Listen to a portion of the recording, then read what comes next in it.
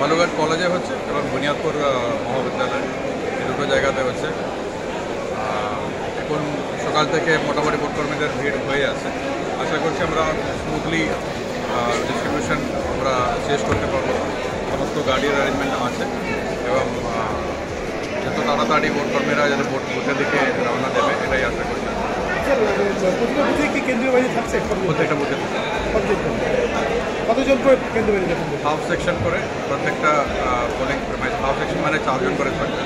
যে বুথে 3টে মানে যে সমস্ত ভোটকর্মীরা গঙ্গারামপুরে দায়িত্ব পেয়েছেন তাদের উদ্দেশ্যে বলছি, গঙ্গারামপুরে চলে যাবে না। রিসিভ কাউন্টার করা হয়েছে বালুরঘাট কলেজ থেকে বেরিয়ে গিয়ে রাস্তার বিপরীতে যে অভিযাত্রী ক্লাবের খেলার